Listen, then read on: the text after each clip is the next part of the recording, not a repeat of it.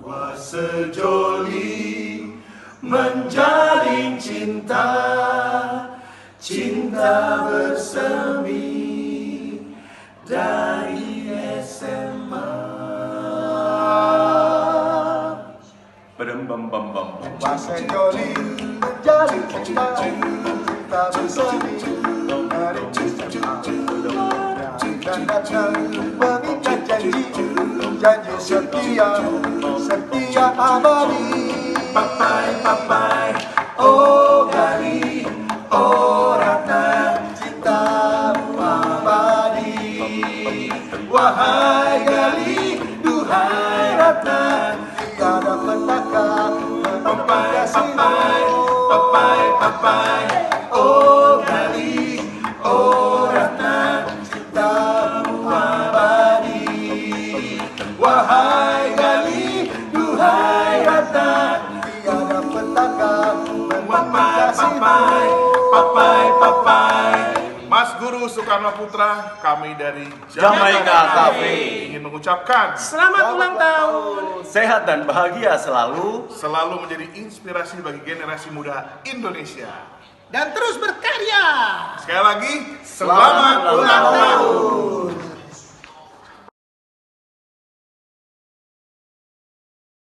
Mengucapkan selamat ulang tahun. Semoga Mas Guru selalu sehat dan selalu dalam lindungan Allah Subhanahu wa Ta'ala.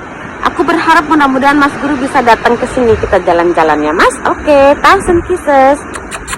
Hai, saya Chandra, salah satu dari mantan anggota Suara Mahardika Angkatan 11. Saya bertempat tinggal di Calgary, Kanada. Sudah hampir 27 tahun saya di sini. Selain sebagai profesi sebagai ibu rumah tangga anak 3 yang udah besar-besar sekarang, saya juga berprofesi sebagai pelukis, juga sebagai founder dan Board of Director of Budaya Nusantara Association Calgary. Saya mengucapkan selamat ulang tahun kepada Mas Guru. Maaf terlambat. Semoga sehat-sehat selalu dan panjang umur. Halo Mas Guru dan teman-teman GSP dimanapun berada. Saya Herman, penari GSP Angkatan 90. Saya ingin mengucapkan selamat ulang tahun untuk Mas Guru. Semoga sehat, bahagia, dan panjang umur. Terakhir kita ketemu Mas di pagelarannya Mas Guru Seri Mimpi 2013 di Balai Sidang Senayan. Oke, salam dari Paris, Merdeka. Halo, nama saya Kus, penari GSP Angkatan Pasaraya tahun 1998 kalau nggak salah. Tinggalnya di Amerika, tepatnya di Houston, Texas. Saya mengucapkan selamat ulang tahun kepada Mas Guru Soekarno Putra. All the best and luck. Semoga selalu sehat dan sukses. Halo Mas Guru dan semuanya, apa kabar? Saya Chandra, GSP Angkatan 89, mau mengucapkan selamat ulang tahun buat Mas Guru. Semoga panjang umur dan sehat selalu. Salam dari Toronto, Canada. Merdeka! Sydney. Oh my god. Hey. Wow, Mas Guru Soekarno Putra. Masih ingat aku nggak ini, Gatot? I used to be your principal dancer. I think so. Ingat nggak? Aku sekarang udah menetap bukan di Indonesia tapi di Sydney. Dan aku sempat belajar graphic design. Jadi aku sekarang kerja di advertising company masih di Sydney. Sejak aku masuk Suara Mahardika sama GSP, pokoknya learning about the culture selama di Sydney, Australia, tapi rasa Indonesiaku tuh makin kuat loh. Walaupun bagaimana juga aku cuma mau bilang terima kasih banyak dan senang banget, terima kasih banyak buat Norita yang cantik. Terima kasih atas kesempatan ini kamu berikan saya untuk say hi sama my master, Guru Soekarno Putra yang sampai sekarang stay. Salam dari Sydney.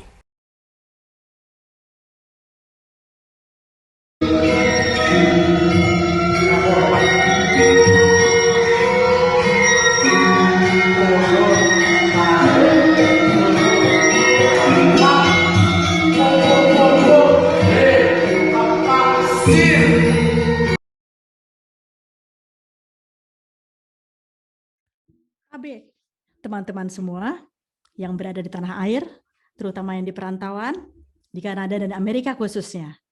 Hari ini saya menghadirkan tamu yang sangat istimewa, adalah guru besar saya. Sampai sekarang ilmu beliau dalam bertanah air, berbudaya, dan mencintai bangsa Indonesia masih ada di sanubari ini. Siapa lagi kalau bukan guru besar kita, Mas Guru Soekarno Putra. Merdeka, Mas Guru. Mereka. Mas Guru, apa kabar, Mas? Baik. Aduh, Mas Guru matur nuwun sangat nggih, Mas. Masih ingat nggak, Mas? Banget. Masa sih Mas Guru cuma membuat aku senang. Kayak Noritaku yang zaman dulu itu. Kita Terus, rindu kamu kok. Aku tuh Heeh. bertanya-tanya loh, di mana ini Norita? Iya ya, Mas ya. Jadi teman-teman ceritanya 32 tahun yang lalu, saya dikasih keberuntungan sama Tuhan boleh menjadi muridnya Mas Guru Soekarno Putra. 32 tahun lalu loh, Mas. Kok cepet sekali waktu ya, Mas ya? Mas Guru, bagaimana ini Mas Guru, menurut tanggapan Mas Guru, dunia sedang mengalami COVID ini, Mas Guru? Bahwa mungkin nggak COVID ini adalah waktu yang diberikan Tuhan untuk kita melihat ke dalam, berefleksi atau merenung itu, Mas Guru. Kayaknya itu juga udah jadi hukum alam. Kan hukum alam itu yang tentu yang mencipta buatan Tuhan. Betul. Makin maju cara kita berpikir, jadi intelijensi kita makin maju, artinya kita juga dari misalnya dari segi teknologi dan lain-lain, baik secara ilmu pengetahuan, secara fisik, mental, spiritual dan sebagainya itu makin maju. Betul. Tiap kemajuan itu pasti juga ada risikonya gitu. Ya. Makanya ketika kita harus sadar ketika kita mengalami kemajuan dalam cara kita berpikir dan sebagainya, kita juga harus sadar bahwa kita harus berhati-hati. Jangan pengetahuan kita atau teknologi atau apa itu bisa jadi bumerang gitu. Benar, Mas. Ya, yang udah klasik, misalnya fenomena abad ke-20 ya, dengan teknologi peralatan untuk menebang pohon misalnya, dengan mudah hutan-hutan dibabat sehingga sekarang yang tinggal di dunia ini, di bumi ini tinggal berapa persennya, kemudian fenomena panas bumi, demikian juga dengan penyakit dan sebagainya gitu. Iya, Mas. Itu Tuhan mengajarkan bahwa kita harus selalu introspeksi. Dan kita harus lebih mengenal siapa itu Tuhan. Kesadaran murni kita harus mencapai itu. Karena yang manusia capai itu sekarang baru kesadaran fisik dan kesadaran jiwa aja. Tapi belum sampai ke level selanjutnya namanya kesadaran murni.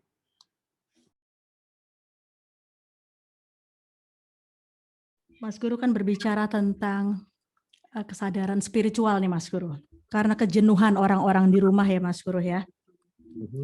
Dulu rasanya alam itu di nomor 3 kan, setelah manusia, binatang, baru alam. Nah sekarang ini kan justru orang-orang lari dari kejenuhan ini jadi mencintai alam. Akhirnya yang dulu tuh karena kecepatan dunia, orang jadi nggak punya waktu untuk, oh indah banget ya ternyata Melati ini. Oh kok mulai bisa, udara tuh enak banget. Apa memang harus dibuat seperti ini dulu, Mas Guru ya? Kembangannya jadi gitu. Bayangin nggak, coba kita sadari nggak sih, kita nih ya, berapa kali sih dalam setahun gitu, telapak kaki kita ini menginjak bumi, sebenarnya menginjak tanah gitu, atau rumput lah apa gitu. Iya, iya. Sebagian besarnya kan kita menginjak aspal. Ya. Aku jadi Mas Guru ngomong gini inget ibu almarhumku, dia suka kayak ada semut, dikasih makan nasi bekas, katanya kesian lihat Melati dikasih kayak gitu, Mas, diajak ngobrol. Nah seperti itu, aduh aku lihatnya indah sekali ya, Mas ya. Itu ternyata ketika pengetahuan kita udah makin tambah ya. Iya, Mas. Itu bukan cerita bohong atau tahayul atau mistik apa. Iya, Mas ya. Kita ngajak ngomong tanaman ya. Itu pernah pengetahuan, kamu baca deh, lihat di Google Iya, apa Mas. Heeh. tumbuh-tumbuhan tuh punya reaksi loh terhadap kita. Misalnya kita ngomong sama tanaman dengan Iya. lemah lembut, kasih sayang. Iya. Kamu tumbuh subur ya, Heeh, betul betul Mas Guru. kasih buah yang banyak. Iya, Gitu. heeh.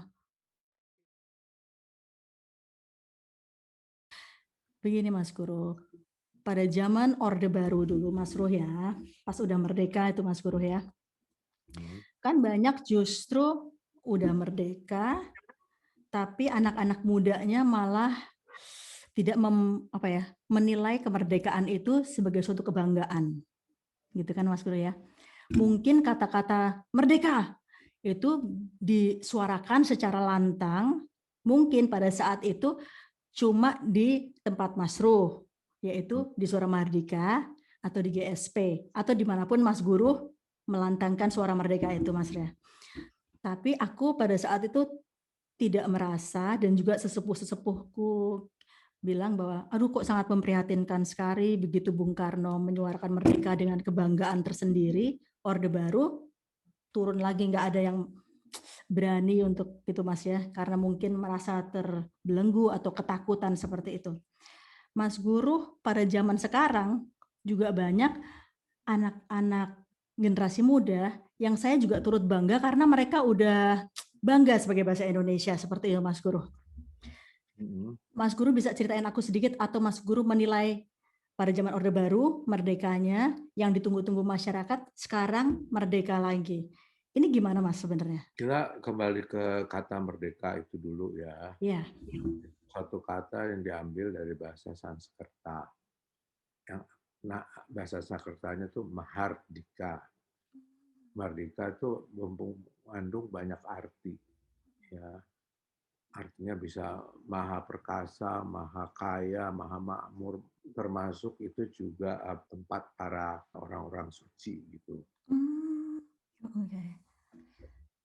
Yang kemudian masuk ke bahasa Jawa Kawi, jadi Mardika, Merdeko. Oh gitu Mas ceritanya.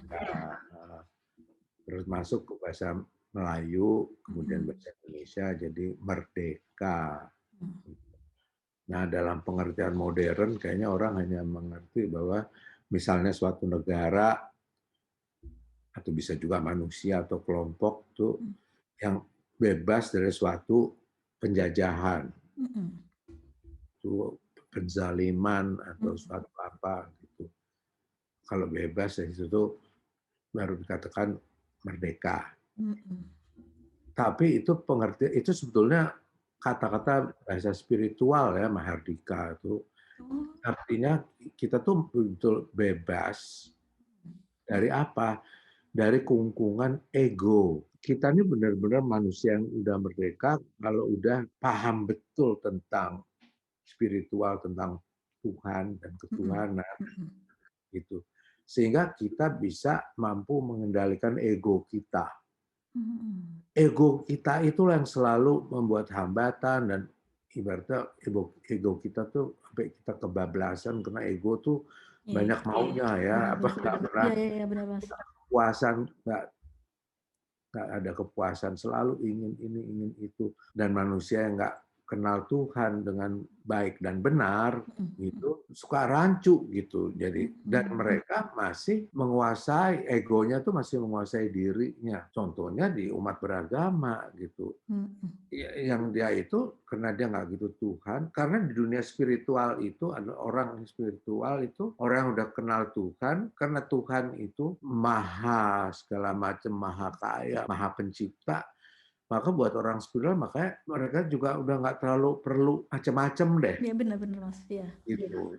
Dan juga egonya itu bisa dikendalikan. Artinya kalau kita udah spiritual, kita udah bisa mengendalikan ego kita. Iya. Nah, ketika kita sudah terbebas dari cengkeraman ego kita, itulah disebut kita ini sudah merdeka. Wow. Mahardika. Dalam sekali Mas ya, nggak sampai. Merdeka yang utuh sepenuhnya itu adalah jiwa kita sendiri. harus merdeka gitu. Nah, bagaimana sekarang kita ini sebagai generasi, ya walaupun kita udah mulai berumur, tapi masihlah generasi abad milenial ini gitu. Bagaimana menyadarkan manusia untuk mungkin singkat katanya adalah membebaskan manusia ini dari cengkraman egonya. Betul, Mas. Supaya dia, tiap manusia memperoleh kemerdekaan penuh. Terus, jadi kalau merdekanya Orde Baru yang saya tanya itu Mas ya. Jadi itu gimana Mas? Karena aku sama kakakku bilang, Mbak Chandra bilang, Mas Ruh, interviewnya belakangan ini kok kelihatan lepas ya, semuanya keluar, nggak seperti Mas Guru waktu zaman dulu di interview tuh, Mas Guru kayaknya banyak yang dijaga gitu Mas Guru. Ya kan zaman itu kita belum merdeka dari Orde Baru. Iya betul, iya Mas, itu dia Mas.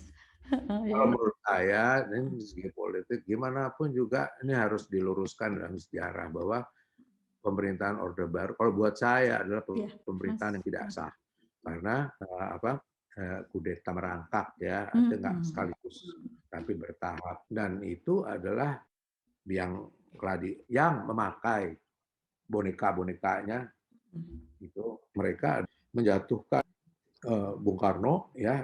Dan menghabisinya gitu. Iya betul Mas. Dengan ya manusianya, orangnya, Bung Karno, keluarganya, ajaran-ajarannya, pengikutnya dan sebagainya. Gitu. Iya benar. Nah sekarang nih udah katakanlah udah Orde Baru, udah bukan mereka artinya sudah tidak ada loh gitu. Iya masih ada.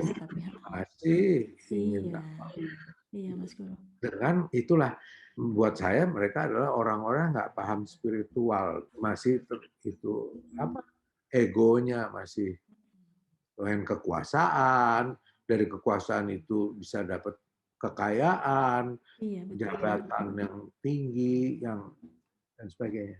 Iya. Tapi apakah Mas Guru juga Mbak Megawati, Mbak Sukma, semua keluarga Mas Guru sekarang ini merasa agak lebih bisa bernafas aku aja merasakannya lelah sekali Mas Guru.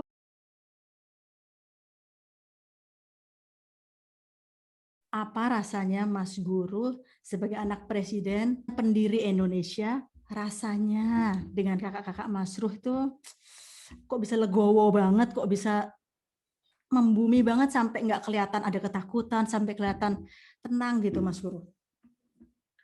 Ya ini juga kembali kepada Tuhan yang Maha Kuasa, yang Maha Pencipta. Amin. Ya. Dengan keadaan seperti ini itu artinya juga seperti Tuhan mengajarkan dan menuntun supaya aku bisa jadi orang yang sabar, orang yang tabah. Terus jadi selalu dekat pada Tuhan. Iya, Mas. Karena aku sangat percaya bahwa tidak ada yang tidak mungkin dari Tuhan. Benar, Mas Guru. Walaupun bisa yang kayaknya nggak masuk akal, pokoknya bisa. Dan itu semua dengan kekuatan itulah semua aku lalui. Mas Ru ya. Ya. Tentu ya, saya mungkin alhamdulillah lah saya pribadi deh. Iya. Keluarga gitu kan akan terus berjuang meneruskan perjuangan Bung Karno. Amin, Mas Ru. Sampai selama hayat kandung badan lah. Gitu. Amin, Mas Ru. Iya. Tapi Mas Guru jangan khawatir karena mungkin gini Mas ya, karena memang juga rencana Tuhan untuk membongkar semuanya gitu Mas Guru ya, melalui waktu ya Mas Ru ya. Meskipun waktu itu memakan waktu yang sangat melelahkan, terutama untuk Mas Guru dan keluarga seperti itu. Tapi saya sendiri sebagai rakyat yang yang nasionalis juga ternyata masih banyak sekali rakyat yang nasionalis itu bisa merasakan meskipun kita tidak membantu banyak. Tapi seperti misalnya keluarga saya almarhum ibu kan berdoa setiap hari untuk Indonesia, nafasnya untuk Indonesia seperti itu Mas Guru ya. Nah, apakah Mas Guru sekarang masih mempunyai sesuatu yang belum tercipta, misalnya keinginan Mas Guru, ada nggak sesuatu yang, aduh kurang begini, kurang begitu, pasti ada ya Mas ya? Oh, banyak. Masih banyak Mas ya? Banyak. Aduh. Dan namanya juga kan berjuang ya. Iya Mas, benar sih. Berjuang itu kan untuk mencapai cita-cita kita. Iya. Dan agenda banyak ya Iya gitu. Mas Ru ya, aduh. Iya ya.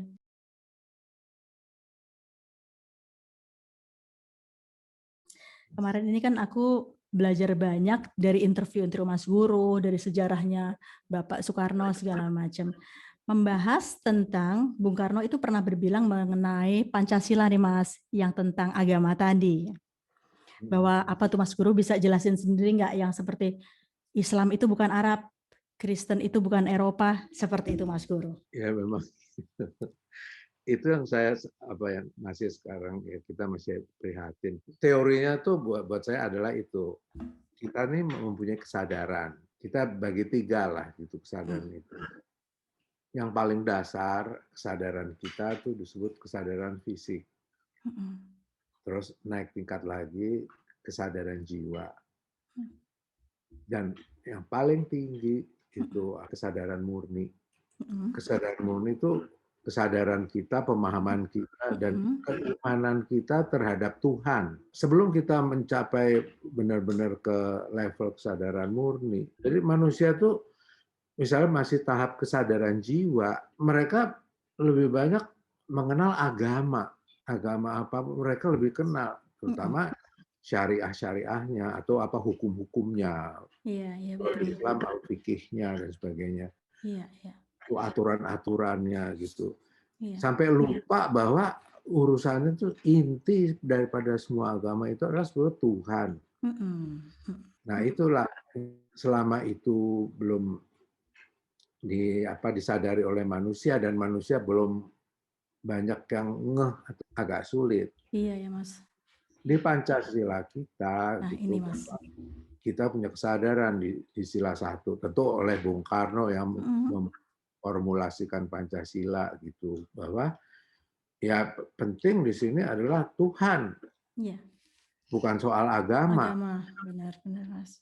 Itu satu. Dan kedua, karena kenyataannya Indonesia mencapai kemerdekaan sehingga bisa mendirikan suatu negara yang namanya Republik Indonesia dan merupakan negara kesatuan gitu, bahwa yang memperjuangkan kemerdekaan itu saja bukan dari satu ras, satu suku, satu agama, tapi semuanya adalah ya memang sudah rancangan dari Tuhan gitu ya, bahwa semua suku di kita tuh artinya Indonesia memang manusianya, masyarakatnya tuh mempunyai Tuhan, berketuhanan. Gitu. Ya, makanya saya dengan bangga dengan Bapak bangsa tuh para pendiri Republik ini, apalagi kemudian merancang, memformulasikan Pancasila dan Undang-Undang Dasar 45, semua kata-katanya tuh tepat gitu. Seperti sila pertama adalah ketuhanan yang Maha Esa.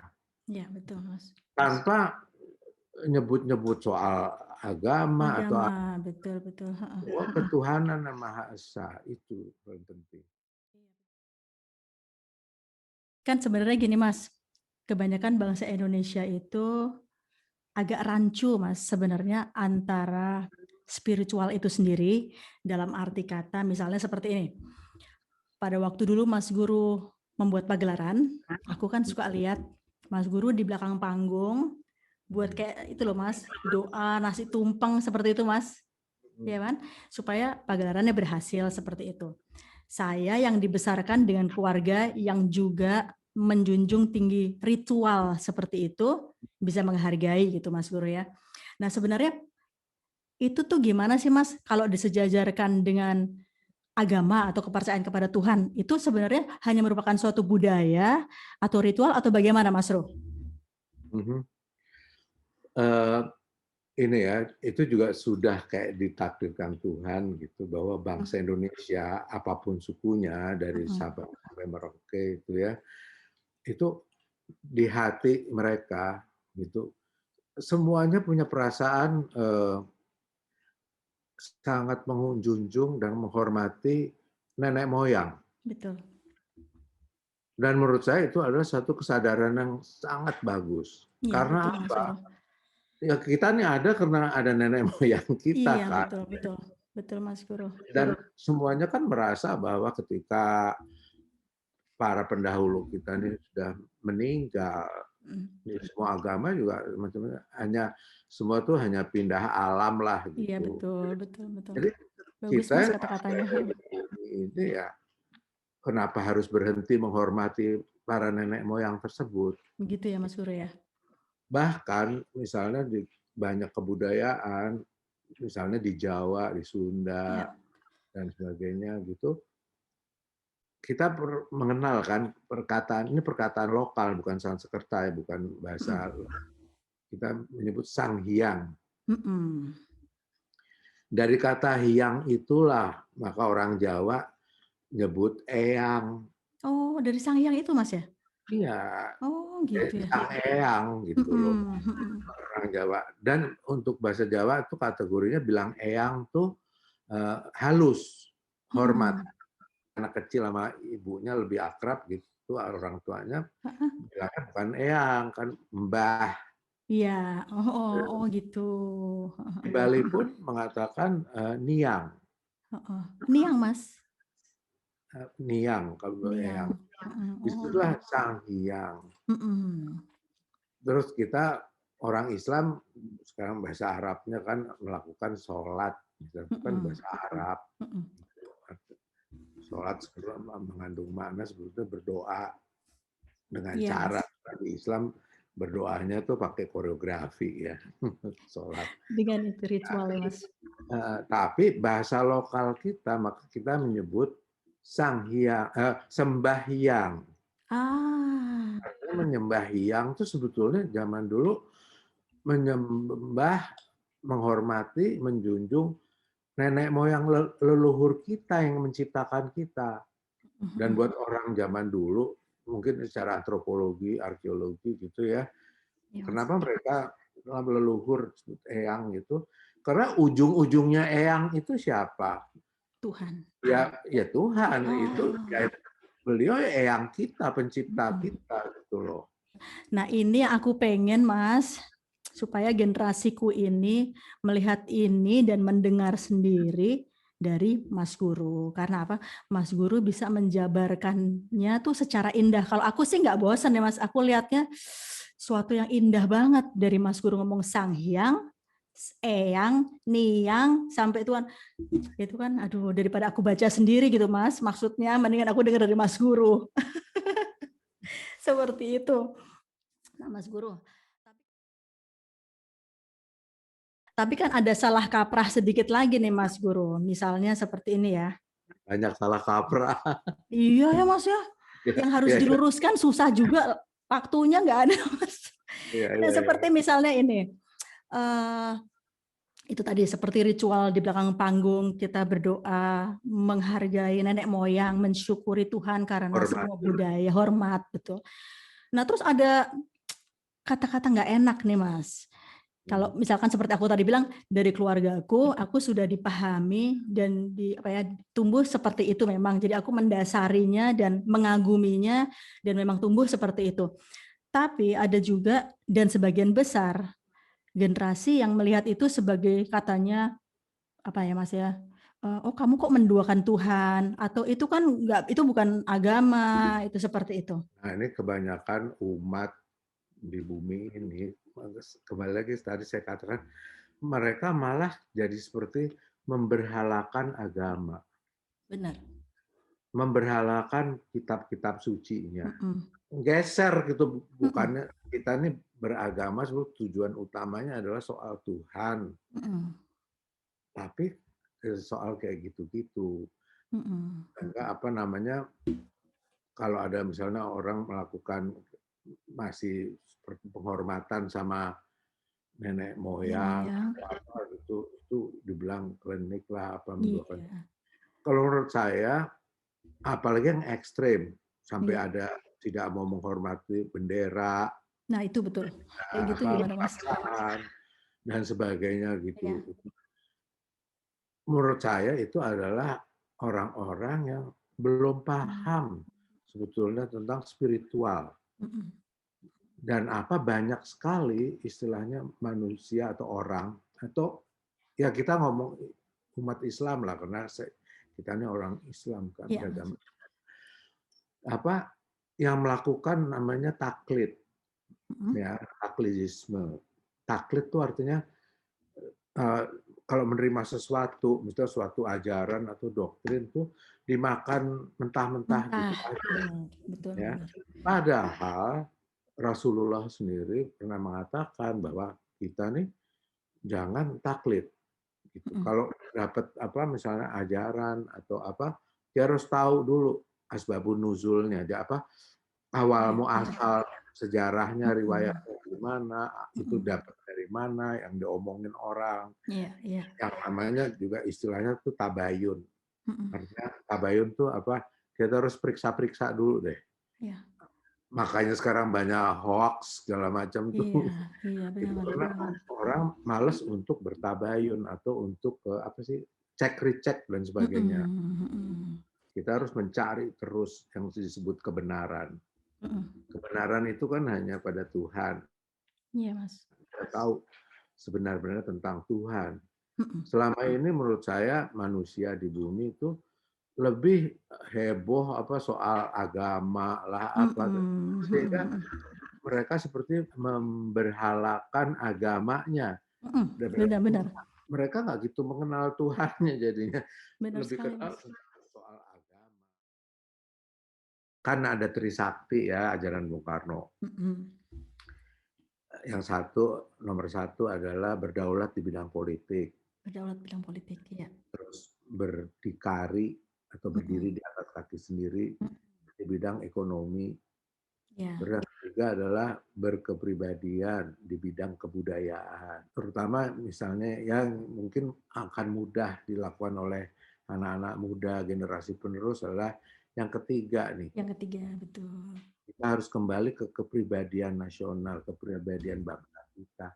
Nah sekarang yang kita hadapi banyak anak Indonesia yang sudah mulai meninggalkan kepribadian Indonesianya. Jadi mereka makin ke barat-baratan, Araban, contoh dalam penggunaan bahasa Inggris ya. Iya betul Mas Guru. Ini aku deg-degan loh Mas sebenarnya. Kalau di luar negeri sih oke aja komunikasi, dan dalam rangka sekolah belajar bahasa Inggris adalah sangat baik dan sangat dianjurkan gitu. Tapi menurut aku penggunaan bahasa Inggris di Indonesia itu kebablasan. Sampai para presenter gitu, acara segala macam, sampai masuk di bahasa gaulnya terlalu jauh pakai bahasa Inggris. Kalau ngobrol nggak dicampur-campur pakai bahasa Inggris, kayaknya nggak gengsi deh, kayaknya bahasa bulenya nggak cool gitu Mas ya? Nggak cool, terus kurang gaul gitu deh. Iya, bener sih. Aku juga ngerasa sih Mas, karena kayak aku sampai merinding kadang-kadang. Aku kan lihat Indonesian Idol apa segala macam tuh Mas ya. Banyak kan anak-anak muda yang nggak pakai bahasa Indonesia lagi Mas ya. Datang ke judge dengan bahasa Inggris.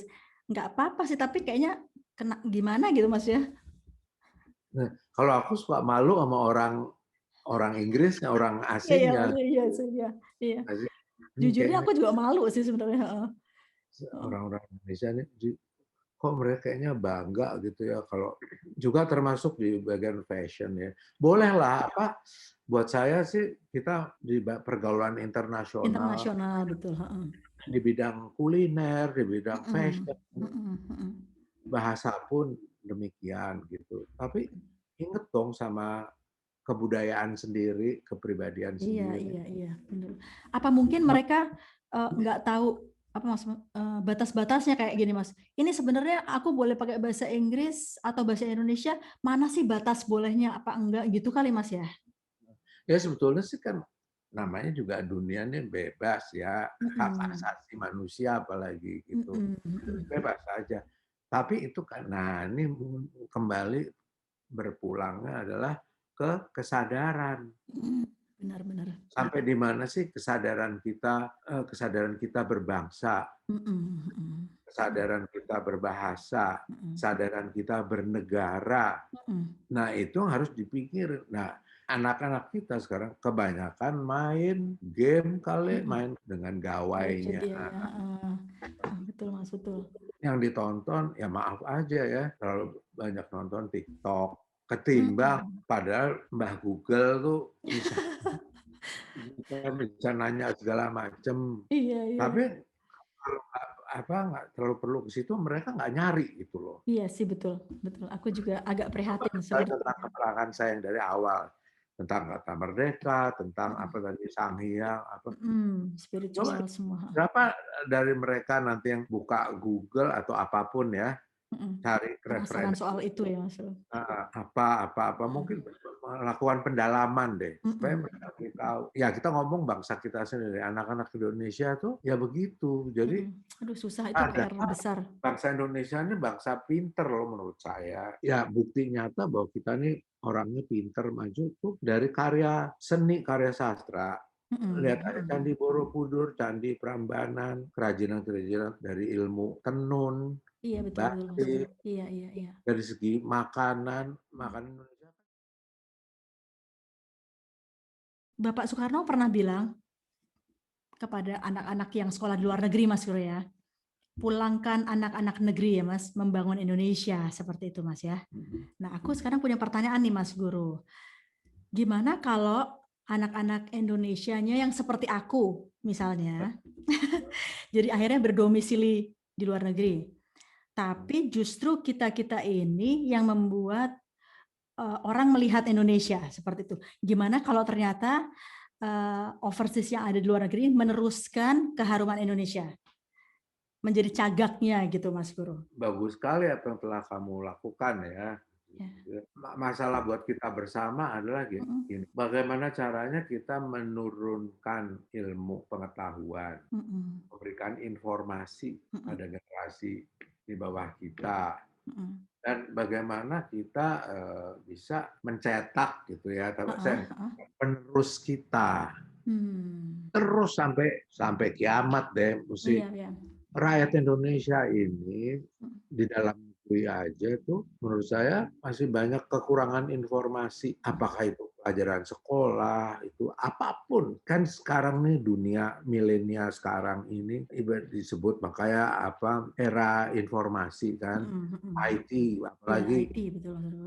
Jadi apapun sebetulnya manusia hidup tuh kan kerjanya hanya tukar menukar informasi. Betul juga ya Mas Roy ya. Dan tugas kita adalah selalu memberi informasi yang baik dan benar untuk bisa dipakai oleh pendengarnya itu atau apa, dalam hal ini generasi di bawah kita. Iya betul Mas. Jadi, kayak aku aja sekarang nih, aku lagi bikin gerakan nih. Oke, apa nih Mas? Penasaran Mas. Sederhana, adalah soal apa? Berkain. Jadi aku pengen semua orang Indonesia tuh paling nggak mengenal untuk berkain. Bukan hanya untuk perempuan aja, untuk laki juga. Tapi buat anak-anak muda sekarang apa? Nomor satu ya kita harus tahu cara berkain secara tradisional ya. Karena rata-rata pakaian busana Indonesia dari Sabang sampai Merauke itu menggunakan kain. Jadi 2 pieces ya, 2 potong. Satu buat atasan, apakah itu kemben, apakah itu baju, bawahnya kain. Itu lakukan begitu. Oh gitu ya Mas ya.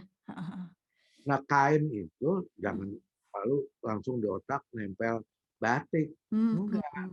Tenun apa? Kain soket, kain tenun ikat, kain apa segala macam, ulos segala macam.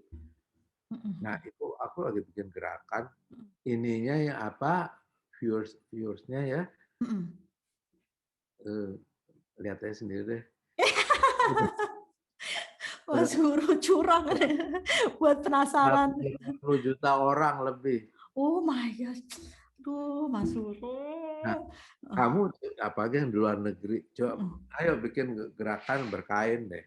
Oke. Cewek, cowok berkain. Bawahannya berupa kain, Ya. atasannya bebas. Bebas, oke. Karena kalau cewek boleh pakai kebaya atau apa, tapi bisa juga mau pakai apa kayak. Seperti juga cowoknya atasnya pakai jas apa tapi bawahnya kain atau Gitu apa. Mas ya. Segala pokoknya gerakan berkain. Gerakan berkain nih Mas ya. Aku suka tuh Mas. Pasti enggak, aku lagi kepikiran nih Mas Guru kalau punya sesuatu tuh apa namanya? Secara alam tuh kayaknya ada magnetnya emang cepat sekali semuanya langsung serentak gitu Mas Guru ya. Ayo Amin. kita bikin pokoknya Indonesia berkain. Iya ya Mas ya, oke. Supaya ini ditiru sama orang sedunia juga. Iya. Pak bahan ini ya atau perbandingan tuh ya. Iya Mas. Dengan Amerika keberhasilannya apa coba? Membuat jeans atau blue jeans atau apa jeans gitu mendunia. Iya ya Mas ya. Negara mana sih sekarang yang apa orangnya nggak pakai jeans? Iya Nah, Mas. kenapa Indonesia? Kenapa kita nggak bisa? Ya benar sih. Gemes sih Mas ya.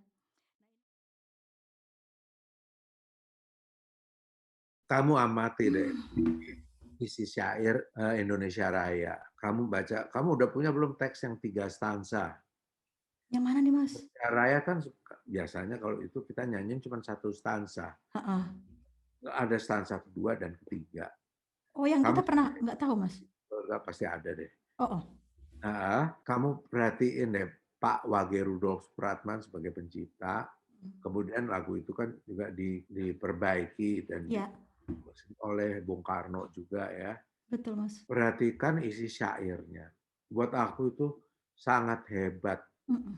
Seorang komponis Indonesia, pejuang Pak Wage Rudolf Supratman gitu. Karena isinya Indonesia Raya itu semacam doa. Kayak bangunlah jiwanya, bangunlah badannya. Itu kan kata-kata spiritual tuh. Terus yang didahuluin bukan bilang bangunnya badannya baru bangun jiwa. Enggak. Jiwanya dulu. Karena kalau jiwa kamu nggak bangun, walaupun badan kamu bangun, apa gunanya? Gitu. Benar. Semua itu sia-sia. Kesabaran, ketabahan, dan keimanan kita pada Tuhan. Tuhan loh, bukan agama. Terima kasih Mas Guru Soekarno Putra atas kesempatan emasnya ini, tapi waktunya kurang. Karena itu, ya disambung lagi ya Mas ya. Karena itu teman-teman, jangan kemana-mana, saksikan interview Nungki Kinaria dengan Mas Guru Soekarno Putra membahas tentang Suara Mardika. Apa Mas? Guru Gypsy, GSP Kinaria, tetap cinta tanah air, bergerakan berkain. Kita semua harus berkain, nggak cuma berbatik. Kita pecahkan rekor. Kalau negara lain bisa, kita bisa. Ya Mas Guru? Oke. Norita itu satu lagi, kalau kita pakai Merdeka sebagai salam nasional ya, Mas? tangan kita gini. Oh tangan kita gini Mas? Berlima gini Mas. Pancasila nih, kita junjung. Oh oke. Merdeka. Udah ini keren zaman ngelawan Belanda atau apa. Oh ini zaman dulu Mas ya. Tapi sekarang sebagai salam nasional. Oke.